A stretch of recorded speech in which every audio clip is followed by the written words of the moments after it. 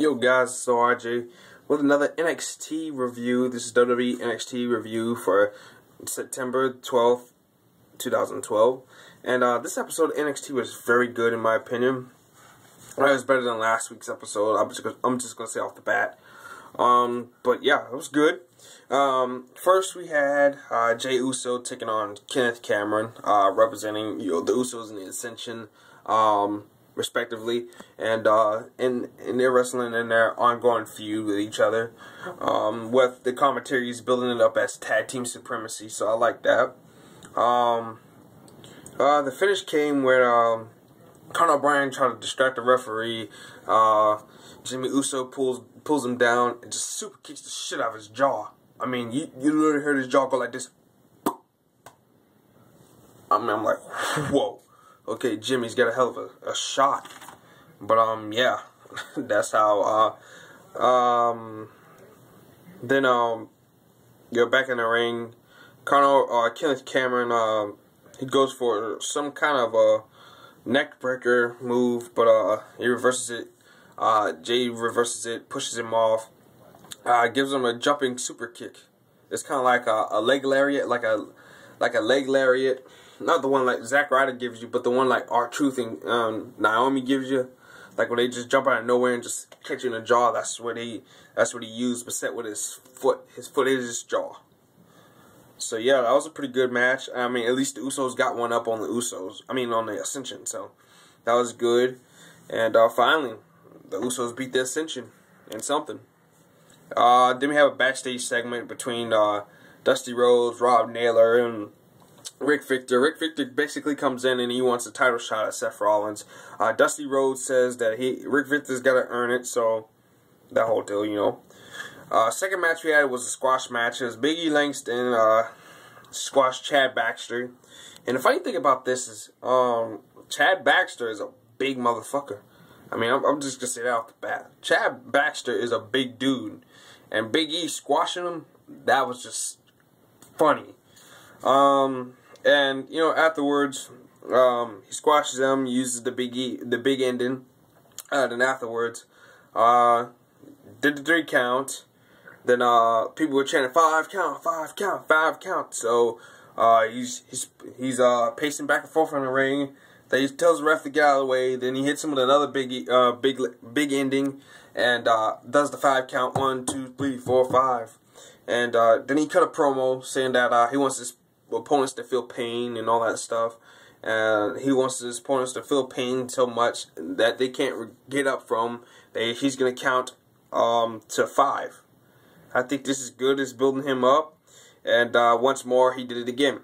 He picked him up, gave him another big ending, and another 5 count. So that was good. After the crowd kept on chanting, do it again. So that was good, and just building Big E Langston up. And like I said before, once WWE gets right back straight, get a title on him or get him up there or whatever they're trying to do with him, I think they should bring Big E Langston up next as the intense powerhouse. So yeah.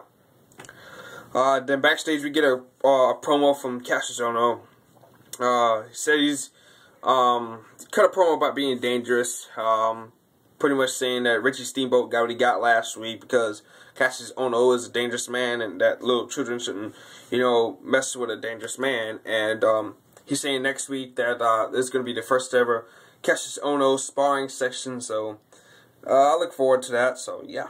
And then we get a Where's Trent promo. Like Vicky Guerrero, Scott Stanford, Dolph Ziggler, Zack Ryder,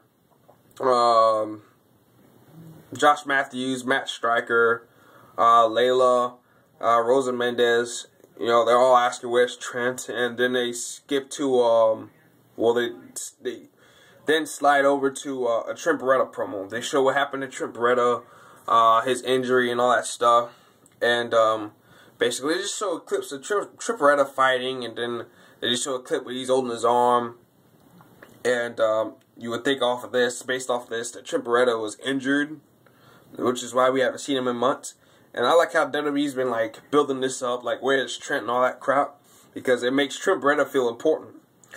And Trent Beretta basically it all adds up to this. Trent Beretta is going to return next week, and he's going to return on NXT. So this is good. I like Trent Barreto. Like I said on Sunday, he could be in that Battle Royal. I hope he is. I like Trent Barreto a whole lot. He's a good talent. Good wrestler. He has some damn good matches with Tyson Kidd and Johnny Curtis. Who else? Jinder Mahal even. So yeah, he's a damn good wrestler. Next we get a homecoming. Damien Sandow versus Garrett Dillon, the son of the actor Chris Christopherson. This match was surprisingly good. For Garrett Dillon to be like a guy who didn't really wrestle that much in FCW, to come in and wrestle Damien Sandow, and to be like a kid, you know, who a whole lot of people would expect to have a silver spoon in his mouth and not be lazy with it. Garrett Dillon was pretty much good in this matchup. Like, I know he has the jobber body and all that stuff, but this guy is he showed a pretty good showing in my opinion. And the thing I like about Damien Sandow is that he doesn't beat his opponent like Jinder Mahal does. You know, when you know Triple H and Vince McMahon, they go out there and tell the opponent to like dominate and the whole entire match.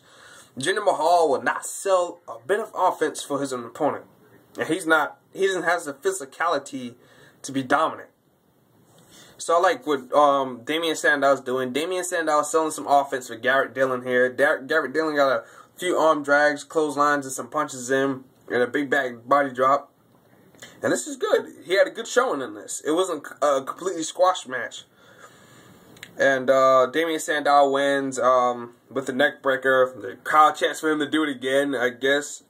Then he does his cartwheel, shrugs the crowd off, and just leaves. Then backstage, Seth Rollins is talking about being champion. Bradley Pierce asks him, what is he gonna do when he has, you know, a whole lot of people aiming for the belt. He says he's gonna fight them each by each, like he said last week. And Rick Victor just comes up, says, "Hi, my name is Rick Victor."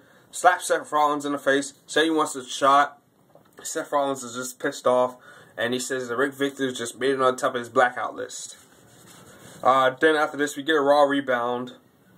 Then after the Raw rebound, we got Seth Rollins backstage segment with him talking to Dusty Rhodes about a match with Rick Victor next week. Dusty Rhodes approves it, so we get Rick Victor versus Seth Rollins. I don't know if it's for the belt or not, but we get the match. And I like this thing, you know, Seth Rollins to have a match tonight, but at least they're featuring him on the show. You know, they got him in these backstage segments, so that's good. Then we have the main event, Tyson Kidd and Michael McGillicuddy.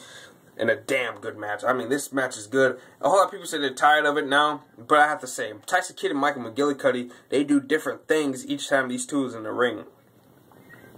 And this match is built up kind of like a #1 contenders match, but although it was not basically a title to this match, but on commentary, they was basically building up like the winner of this match gets a shot at Seth Rollins. So I guess this was a #1 contenders match, although it was not announced by the announcer, or they didn't show a logo for it, you know, like a #1 contenders logo across the screen or something like that.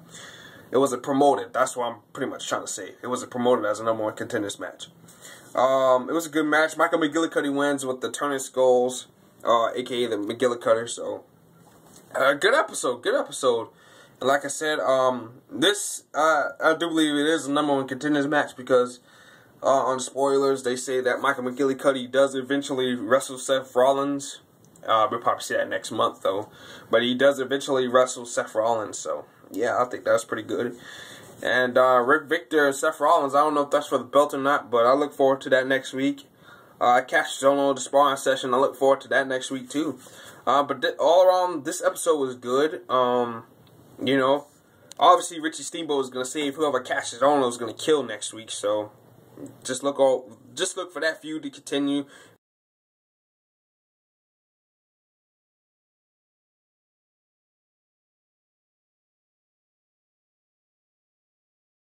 But like I said, this episode was good. I advise you to check it out if you haven't. This is Larger with another NXT review, and peace.